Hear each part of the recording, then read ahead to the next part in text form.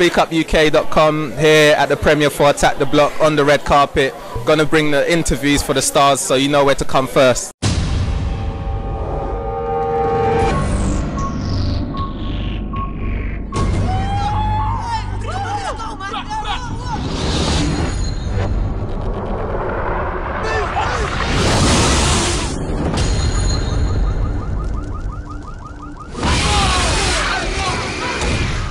Is that, cuz? That's an alien, bruv. Believe it. When I landed in the wrong place, though, you get me? The wrong place.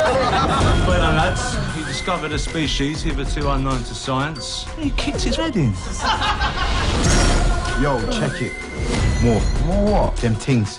Lovely fireworks. Nah, mate, it's an alien invasion. Of course it is. I'm killing them straight. Let's get tooled up, blood. How are you feeling today? Very good, excited. Looking forward to seeing it with an English audience for the first time. Here we are then. Beyonce, how are you doing today? I'm good, thank you. Very good, actually. Looking very dapper. So how did you choose your outfit for this evening? Actually, you know, I tried. I put it together and thought it looked alright. Yeah, I did it myself. Looking very good indeed. Okay, so tell us a little bit about the character in the film. I played Jerome. Jerome is the brainy one of the gang. He's like the intelligent one. He likes to think of situations as well, like when he's in them, how to get out of them. Like what's the other plan B to get out. But other than that, he's got his dry humour. He knows, he doesn't really want to be in some situations, but they're his family, the boys. So. Just one more question: are you going to be sitting in the film tonight quietly, or are you going to be the one that's kind of laughing out loud, clapping? I'll be reciting every line. I'll be another line. I'll be reciting every line that plays. Definitely. I understand this is your first film. How's it feel? It feels fantastic, you know, so exciting, really exciting to have shot it where I grew up in South London, really exciting to have the cast that I've got, to have so many young new faces, first-time director of photography, a lot of firsts on this film, and hopefully audiences feel the fact that it's fresh, trying to say something new, trying to do something different, so it's really exciting. It's quite an unusual sort of storyline plot in terms of film. So where did you get your inspiration for it?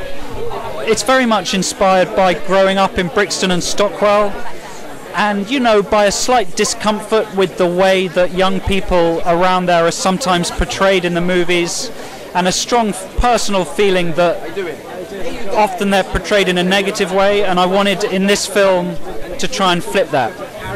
The cast in terms of age, they're quite young, so how did you sort of go about casting? Did you have a certain person in mind for a certain character?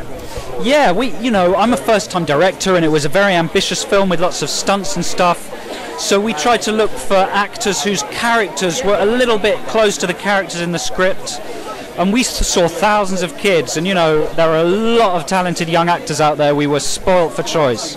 But I'm really excited and happy about the guys that we ended up with. You know, I think there's a lot of future stars in my cast. Hi, John. How you doing, man? Nice to meet you, man. Swag's on point. Yeah, so's yours. What are you wearing? Armani. Armani, yeah? Doing it big. You hit the big time. Apparently so, yeah. How you feeling? I'm feeling good. Yeah. Quite surreal, but I'm feeling good, man. Yeah. It's I mean, some of our readers might have not known what you've been in. What have you been in before?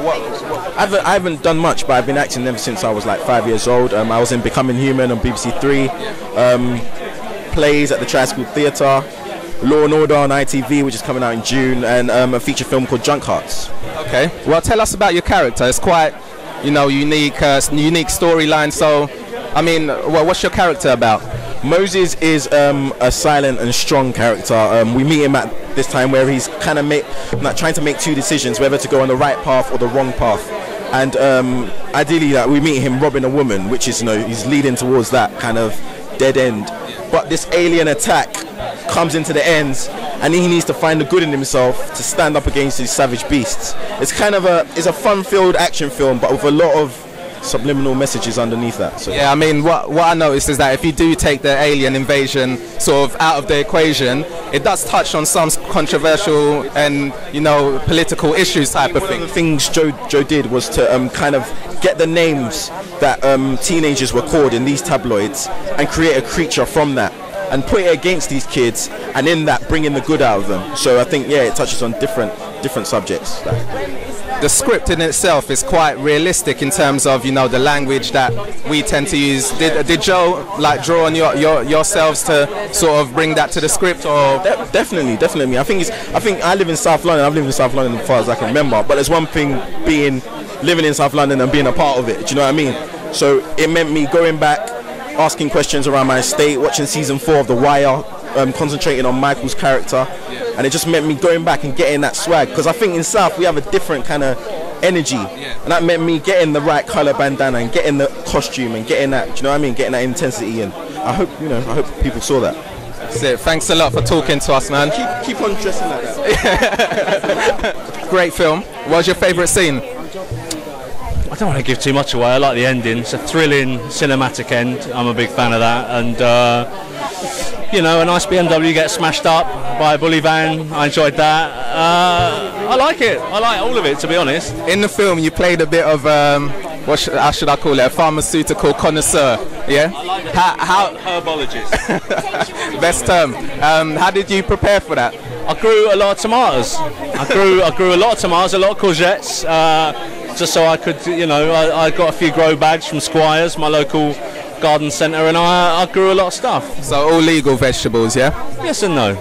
How was it working with Joe? I know you've worked with. I loved it. I was I'm going to feel a bit gushy, but I was very proud. He's a good mate of mine, and to see him, you know, write a film and then direct it was great. I enjoy a lot of the time. I'd come and just watch him work, watch him deal with the kids, and it was a pleasure. I'm immensely proud. Have a great film. Yeah. Great character that you played as well. Yeah. What was your favourite scene in it? My favourite scene to shoot was the one where we shot the fireworks down the corridor and then we all sneak afterwards and we go into like the mist. That was so much fun, although I had to rely on Alex Esmail, who plays Pest, to not throw bangers in my feet because he kept throwing them and I was like, oh my god, I'm such a wimp. So it was it was brilliant. But like to be a part of this cast with all the young lads, and they were amazing to work with. And they were just brilliant. They didn't respect me in any way. That looks triple the size. Right now, I feel like going home, locking my door, and playing FIFA. What were those things? I think I'm probably alien. What kind of alien would invade some council estate in South London? One that's looking for a fight.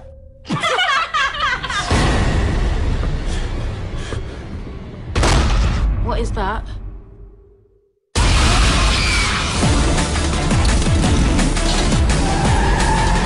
Sorry about the driving. I'm getting lessons for Christmas. Whoa! Got no credit. Got one text left. This is too much madness to explain in one text. We have to call the police. You'd be better off calling the Ghostbusters, love. No! What's wrong with you, man? You got tools. Jesus, he looks about 6. I'm 9.5. We need to get off the streets, back in the block.